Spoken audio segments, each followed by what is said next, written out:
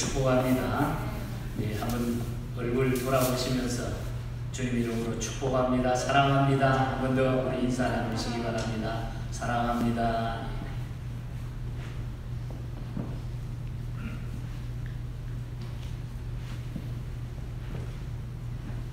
팬데믹 기간을 믿음으로 또 믿음을 가지고 이겨나가는 우리 모든 성도들에게 오늘 전하는 이 말씀이 큰 위로가 되시고 또한 하나님의 능력이 되시기를 다시 한번 설교를 시작하면서 축복합니다. 아멘.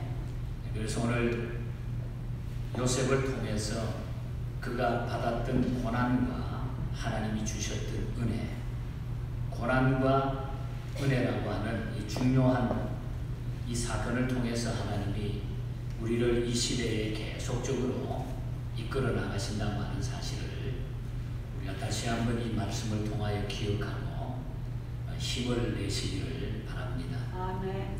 성경에 나오는 이 고난이라고 하는 말의 뜻은 여러 가지를 가지고 있습니다.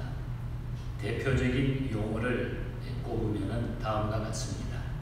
누르다 하는 히브리어의 아나라고 하는 단어입니다. 누르다, 눌러버리다. 그리고 비좁은 장소라고 하는 뜻을 가지고 있어요. 짜르라고 하는 그런 단어입니다.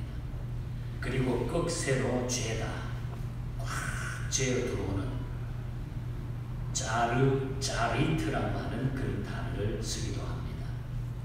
무거운 돌이 누르고 짐이 누르고 또 질병과 고통에 눌린 상태를 성경은 고난이라 이렇게 보았던 것입니다. 움직이기조차 힘들고 옹색한 비좁은 공간에 갇혀있는 상태를 고난이라고 보았던 것입니다. 꺽쇠로 죄는 것처럼 꽉 죄어오는 것처럼 꺾이고 조이고 그래서 겪는 고통을 고난으로 설명하고 있는 것입니다. 고난은 다음과 같은 특징을 가지고 있다는 것입니다.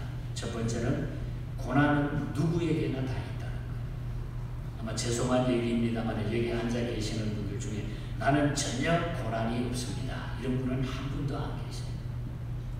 고난은 누구에게나 다가오고 있을 수 있다는 거죠. 남자, 여자, 노인, 청년, 어린이, 재벌, 회장, 공장의 근로자 누구에게나 이 고난은 다 다르기 마련이라는 것입니다. 억눌리는 일, 조이는 일, 꺾이는 일, 아픔, 병마, 고통 이런 것은 이 세상 살아가는 누구에게도 고난이 있다고 하는 사실입니다. 두 번째로 고난은 피할 수가 없다는 것입니다. 고난은 피할 수가 없어요. 피해가면 따라오고 빨리 피하면 더 빨리 앞을 가로막는 것이 고난이라는 거죠. 예를 들겠습니다. 죽음을 고난의 끝으로 보는 사람들도 있습니다. 가장 무섭고 두려운 고난은 사실 바로 죽음인 것입니다. 그런데 그 죽음의 고난을 아무도 피할 수가 없다는 거죠. 이 죽음의 고난은 그 아무도 누구도 피할 수가 없다는 거죠. 그래서 고난은 피할 수가 없다는 것입니다.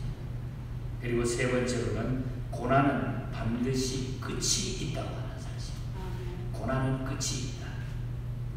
참고 견디기가 어려워 그렇지 언젠가는 이 고난은 끝나기 마련이다. 믿습니까 여러분? 아멘. 길고 지루해서 그렇지 고난은 반드시 물러가기 마련이다. 십자가의 고난도 부활로 끝났습니다. 바울의 고난도 베드로의 고난도 우리의 고난도 끝날 때가 반드시 있다는 것이죠. 아니 설령 고난이 한평생 계속된다 하더라도 영원한 천국의 기쁨과 영광이 우리를 기다리고 있다는 사실. 욥의 경우를 보면은 견디기 어려운 고난이었습니다. 하루아침에 생일 잔치하다가 아들 7하고 딸 셋 10남매가 있었는데 모두 집이 무너져가지고 그 자리에서 다 죽었어요. 10남매가 다 죽었어요. 집이 무너져 폐허가 됐습니다. 재산은 불타고 약탈당해 버렸습니다. 사랑하는 아내는 욥이 겪는 그 불행과 고난이 꼴도 보기 싫다면서 당신이 믿는 하나님이 있다고 하면 어떻게 이런 일이 벌어질 수 있느냐 하면서 저주하면서 남편을 떠나버리고 맙니다. 욥 자신은 불치의 병, 피부병에 걸려가지고 평생 고통을 받습니다. 그런 가운데 욥은 하나님이 내리신 고난이라고 하면은 반드시 큰 뜻이 있으리라고 하는 믿음으로 그 고난을 참고 견뎌나갑니다. 그 결과 이전보다 더 크고 좋은 은혜를 하나님께서는 욥에게 주셨던 것입니다. 신랑의 자녀도 주셨습니다. 재물은 더 배가 되는 놀라운 복을 욥에게 주셨던 것을 욥기 42장에서 우리는 알 수가 있습니다. 오늘 이 본문에 나타나는 요셉의 이야기를 하려고 하는 겁니다. 요셉 역시 고난의 사람이었습니다. 요셉이 고난을 다 겪고 난 다음에 마지막에 총리가 되어가지고 이 이야기가 오늘 본문에 나타나고 있습니다. 그 어려운 과정은 다 생략했습니다만 그 과정을 우리는 너무나 잘 알죠. 요셉이 어떻게 국무총리가 되었는지, 형들의 시기와 질투로 애국에 팔려갑니다. 평소에 흑심을 품었던 보디발의 아내가 요셉에게 친근 거리다가 그 뜻을 이루지 못해가지고 요셉을 오히려 역시켜가지고 감옥에다가 집어넣어서 고발해가지고 저놈이 나를 이렇게 유혹했습니다. 요셉이 말을 듣지 않으니까 요셉이 다 그걸 덮어쓰고 감옥에 들어갑니다. 주변을 살펴보면 요셉은 미운 사람뿐입니다. 형들도 믿고 보디발의 아내도 믿고 그보다 그러다가 보니까 온통 세상이 미워지고 성격 장애가 오고 공격적이고 방어적이 되어서 인간관계가 망가질 수 있는 그런 형편에 처합니다. 하지만 요셉은 이 고난을 하나님의 섭리로 수용했기 때문에 결국 국무총리가 될 수 있었다고 하는 것입니다. 요셉이 받은 은혜, 요셉이 고난 속에 겪었던 이 은혜, 요셉이 이 사실 속에 승리했던 고난 속에 받았던 이 은혜, 세 가지를 간단하게 오늘 말씀을 드리려고 합니다. 먼저는 감옥에서 받은 은혜를 우리가 한번 살펴보려고. 요셉은 감옥에서 은혜를 받았어요. 은혜를 입었다는 것입니다. 말씀드린 대로 억울한 누명으로 감옥에 들어간 요셉은 그곳에서 두 사람을 만나게 됩니다. 하나는 바로 왕의 떡 맡은 관원장이었고 또 다른 한 사람은 술 맡은 관원장. 두 사람을 감옥에서 딱 마주쳐서 감옥 속에서 만납니다. 투옥된 이유는, 이 두 사람이 감옥에 들어온 이유는 자세히 설명을 하고 있지 않지만 모종의 사건에 연루되어 가지고 형을 선고받고 지금 복역 중에 있는 그런 두 관원장들이었습니다. 만일 그때에 요셉이 감옥에서 잡범들을 만났다든지 조직 폭력배를 만났다든지 아마 그렇게 됐으면 인생이 달라졌을지도 몰라요. 그러나 비록 억울한 죄로 투옥되어서 남저 바로를 직접 섬기는 신하를 만났기 때문에 요셉의 길이 거기서 다시 달라지고 열리기 시작합니다. 물론 그것도 하나님이 하신 일이겠지만 어느 날 포도주를 맡은 관원장이 이제 설명을 합니다. 요셉에게 감옥에 만나가지고 꿈을 꾸었습니다. 포도나무에 새 가지가 있고 싹이 나서 꽃이 피고 포도송이가 막 열렸습니다. 그가 그 포도를 따서 그 좁은 그 집을 짜가지고 바로에게 드렸다 하는 그 꿈을 꿨다는 거예요. 그때 요셉이 이 이야기를 듣고 이렇게 꿈 해몽을 해줍니다. 지금부터 사흘 안에 바로가 당신을 용서하고 지위가 회복되어서 추록하게 될 것입니다. 그 꿈은 바로 그런 내용입니다. 설명을 해줍니다. 그러면서 요셉은 당신이 만약에 추록하고 나서 복직이 된다고 하면 바로 왕에게 자신의 이야기를 해주기를 부탁합니다. 이 이야기를 딱 한마디 했습니다. 떡 맡은 관원장도 꿈을 꿨습니다. 흰떡 새 강주리가 자기 머리 위에 있고 그 윗 강주리 안에 바로를 위한 각종의 음식물이 막 들어있는데 새들이 내 머리 위에 강주리에서 그것을 다 막 주워 먹는 겁니다. 그 꿈을 꿨어요. 요셉이 그 이야기를 듣고 떡 맡은 관원장의 해몽을 이렇게 해줍니다. 3일 되는 날 바로의 생일인데 사흘 안에 바로가 당신의 머리를 잘라버리고 끊어버리고 당신은 나무에 달릴 터인데 새들이 당신의 고기를 주어서 먹게 될 것입니다. 이것이 요셉의 해몽이었습니다. 그런데 놀라운 것은 그 꿈 해몽대로 하나는 복직이 되고 하나는 처형당하는 이 사실이 그대로 이루어졌다는 것입니다. 술 맡은 관원장을 만약에 만나지 못했다고 하면 요셉의 고난은 더 길게 이어져 갔을 것입니다. 복직된 그 사람이 바로가 꿈 때문에 막 고민을 하더라는 그 어느 날 고민하는 그 모습을 지켜보면서 곁에 있다가 갑자기 요셉이 생각나. 자기 꿈을 감옥에서 해몽해주던 요셉이 갑자기 생각나. 그런데 지금 바로 왕이 꿈을 꾸고 이게 무슨 뜻인지 몰라가지고 막 고민하면서 이렇게 있는데 그걸 옆에서 지켜본 거예요. 그때에 해몽한 요셉의 생각이 나가지고 요셉이라는 사람이 있는데 감옥에서 꿈을 해석해 줬는데 이 꿈이 지금까지 그대로 이루어졌습니다. 그 사람 한번 데려와 볼까요? 이렇게 요셉을 추천하게 됩니다. 만남이 중요합니다. 부모를 만나고 자녀를 만나고 부모가 만나지고 형제와 친구가 이웃이 만나지고 동료가 됩니다. 잘못 만나면 또 인생도 망가지고 길도 꼬이게 되는 것을 우리는 경험하게 됩니다. 좋은 만남과 은혜로운 만남을 위해서 그래서 우리는 기도해야 돼요. 그리고 내가 좋은 만남의 사람이 되도록 해야 된다는 것입니다. 나를 만나는 사람이 나 때문에 행복해질 수 있도록 해야 된다. 나를 만나는 사람이 나 때문에 위로받고 희망을 찾고 도움을 받을 수 있는 사람이 되어야 된다. 나를 만나는 사람이 나 때문에 상처받고 고통받고 시험받는 그런 사람이 되지 않기를 축복합니다. 요셉은 감옥에서 좋은 사람 만났습니다. 잘 만났습니다. 바로를 만났어요. 그 당시에 최고의 권력자 이 바로를 만날 수 있는 길을 그는 감옥에서 은혜를 입었다. 여러분 가끔 이 고난은 우리에게 가장 귀한 분을 만날 수 있는 찬스가 되는 거예요. 아멘. 여러분에게 힘든 일이 있습니까? 그 힘든 일은 어쩌면 우리가 가장 귀한 분을 만날 수 있는 기회가 된다.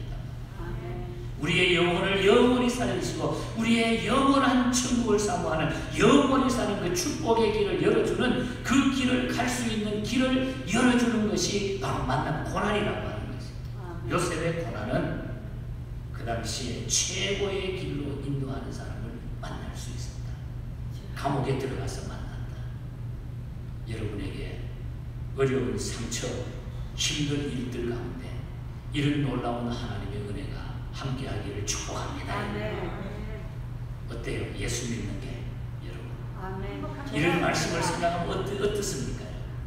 너무 좋잖아요. 낙심할 필요가 없는 거예요. 그리고 두 번째는 바로를 만난 은혜입니다.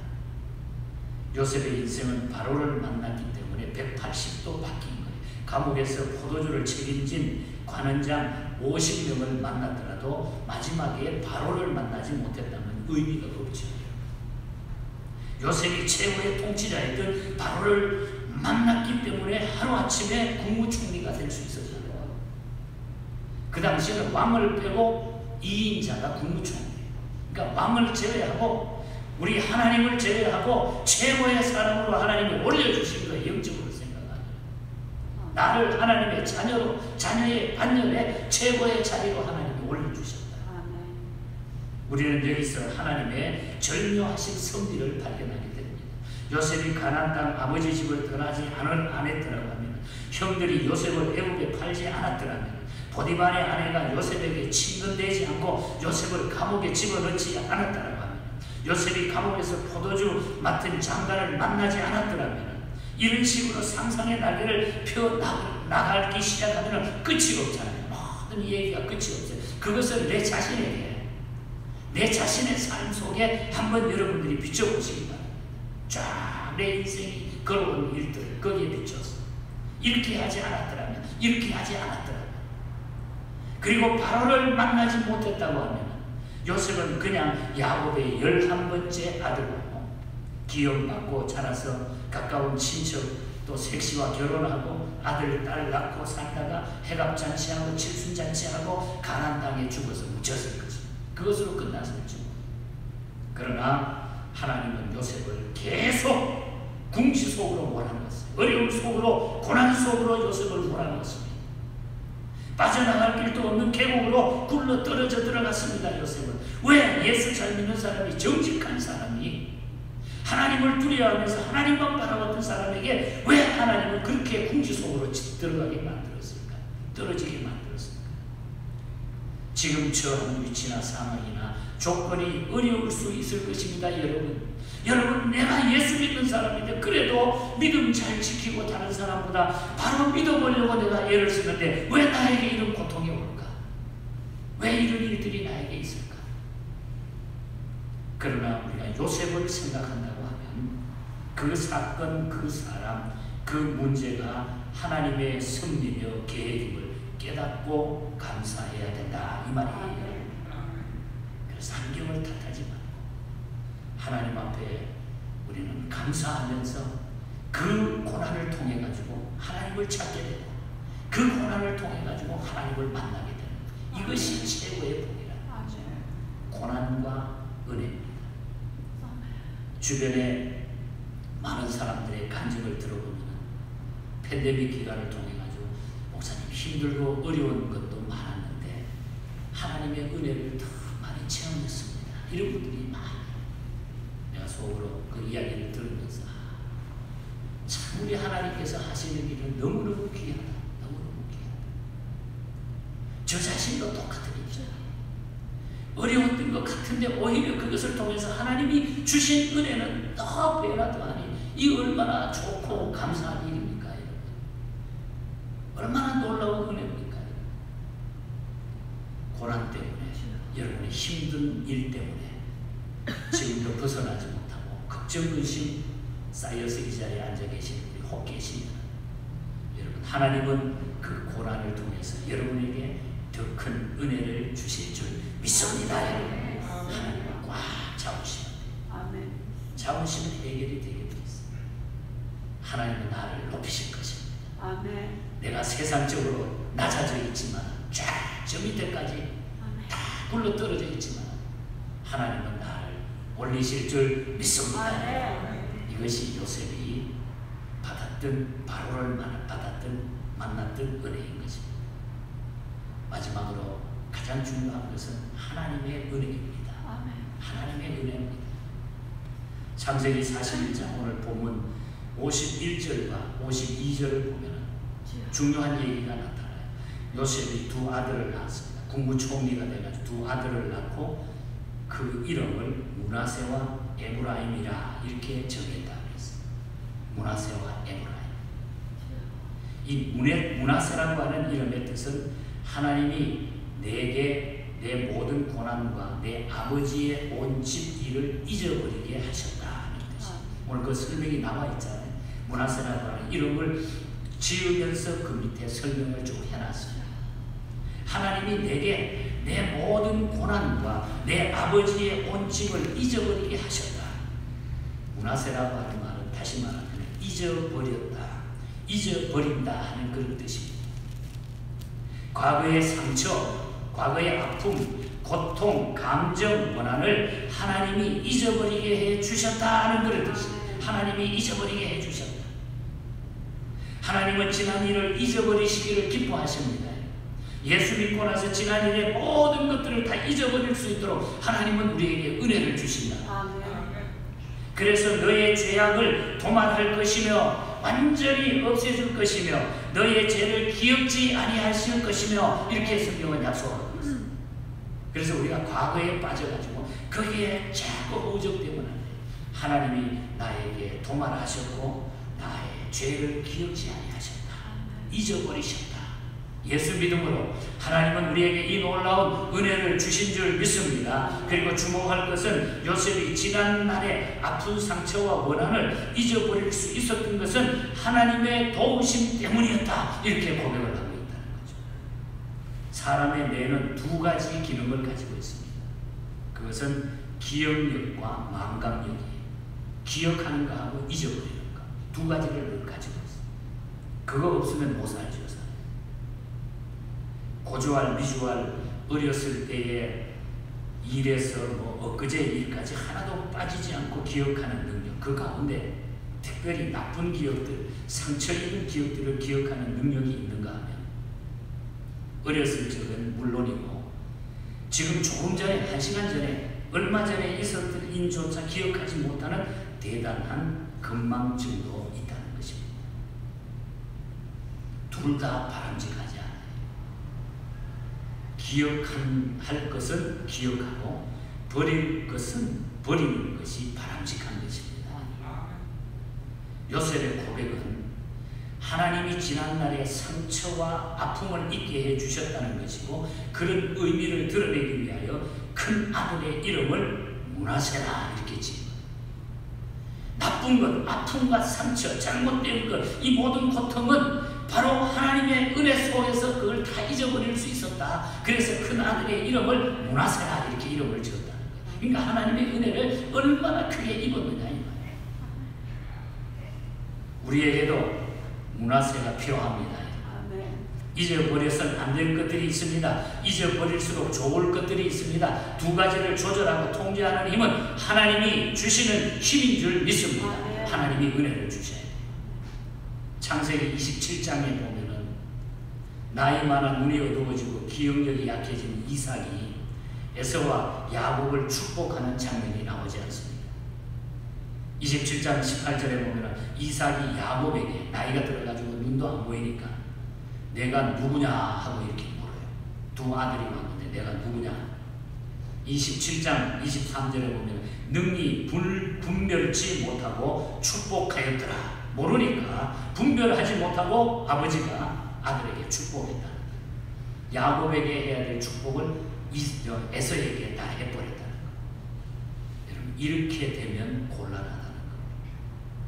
큰아들과 둘째 아들도 구분 못해가지고 내가 누구냐라고 물을 정도면 보통 일이 아니라는 것입니다.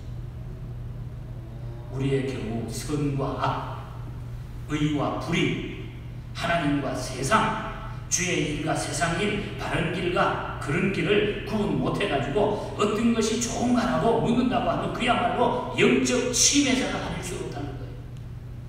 영적 침해자가 되어서는 안 된다는 거예요. 므낫세는 하나님의 선물입니다. 지난날을 잊게 해주시려고 주신 하나님의 은혜의 선물을 요셉이 받았고 그 사실을 지금 아들을 놓고 나서 그 아들을 통해서 간증하고 있는 그런 이야기예요. 국무총리가 돼가지고 그 아들을 통해 가지고 자기의 모든 삶을 지금 간증하고 있는 것입니다. 우리에게 이 므낫세의 축복이 있기를 주의 이름으로 축원합니다. 그리고 둘째 아들의 이름을 에브라임이라 합니다. 그 뜻은 이중결실, 곧 곱빼기 결실. 다시 말하면 받은 복 위에 복이 겹쳤다. 곱빼기 복을 받았다. 하나님이 나로 나의 수고한 땅에서 번성하게 하셨다. 번성하게 하셨다. 오늘 본문에 보면 그렇게 얘기하죠. 하나님이 나로 나의 수고한 땅에서 번성하게 하셨다. 옛날 성경에는 창성하게 하셨다. 이렇게 설명하기도 했죠. 여기 번성하게 한다, 창성하게 한다고 하는 말은 위아래로 뻗고 옆으로, 앞으로, 뒤로 뻗어가는 것을 말해요. 위로도 아래로도 옆으로도 좌우 온데로 뻗어가는 것을 번성한다, 창성한다 그런 뜻입니다.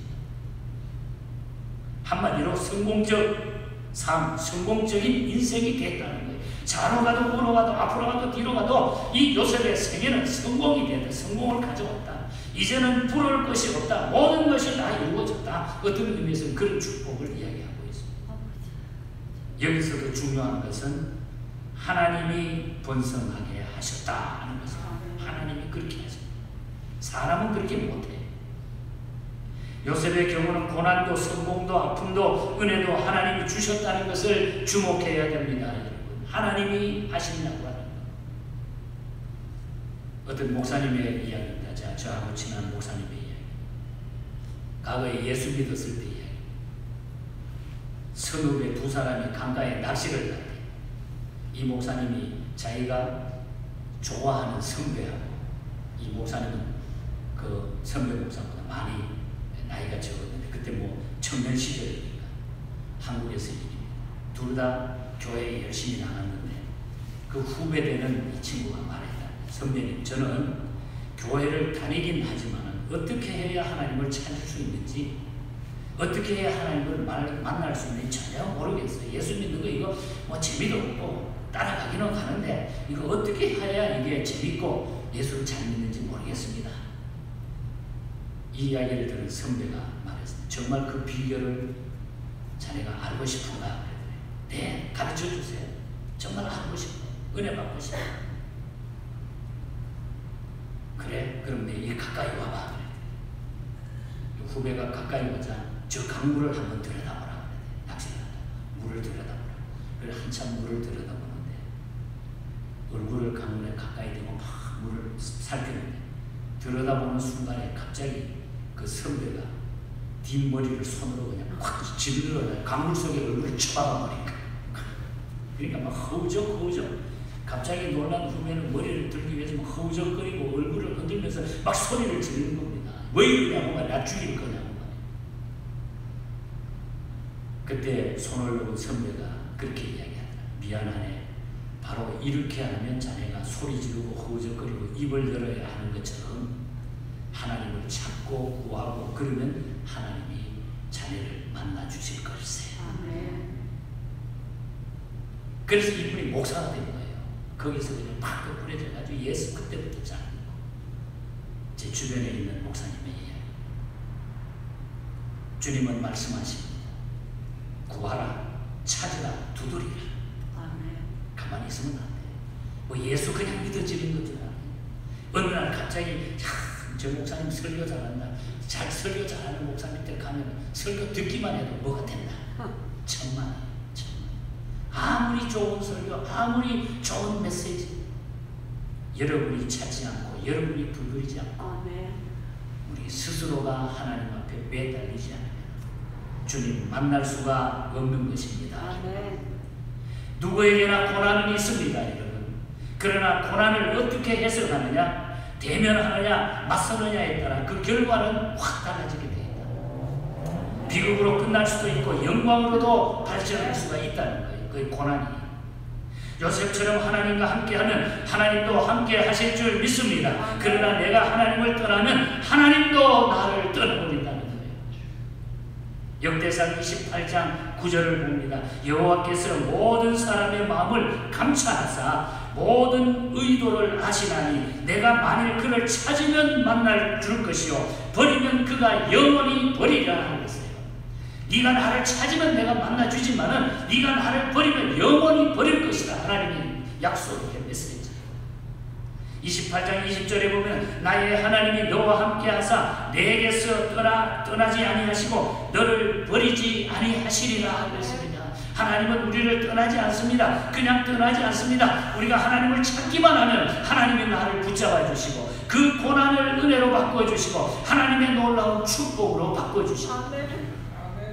그러니까 가끔 고난 오는 것도 좋은 거예요. 어떻습니까? 예수 믿는 게. 오늘 결론은 분명해졌습니다. 영광은 고난의 열매입니다. 아멘. 영광이라고 하는 것은 고난의 열매. 고난은 은혜의 통로입니다. 고난 없는 영광은 허약합니다. 우리가 하나님의 은혜를 힘입으면 고난 때문에 울거나 절망하거나 낙심할 필요가 없다는 거예요. 그 이유는 고난이 은혜와 축복을 실어나르는 수레가 되기 때문입니다. 고난은 우리의 은혜와 축복을 싣고 다니는 수레와 같다는 것입니다. 자동차와 같다는 거예요. 여러분, 크고 작은 고난 당할 때 거기서 주님의 뜻을 깨닫고 감사하고 무엇을 할 것인가를 생각할 수 있기를 축복합니다. 아멘. 이 풍랑 2년 안에서 더 빨리 가게 하옵소서. 고난의 은혜가 되게 하옵소서. 설교를 준비하다가 찬송이 생각이 났어. 토플 레이디가 쓴 찬송시, 고요한 바다로 저 천국 향하는데 주 내게 순풍 주시니 참 감사합니다. 3절에 보면은 내 걱정 근심을 시 없게 하시고 내 주여 어두운 영혼을 곧 밝게 하소서. 4절은 이 세상 고락간 주 뜻을 본받고 내 몸이 의지 없을 때 큰 믿음 주소서. 2절 가사가 설교하다가 막 머릿속에 갑자기 떠오르는 큰 물결 일어나 나 쉬지 못하나 이 풍랑 2년 하여서 더 빨리 갑니다.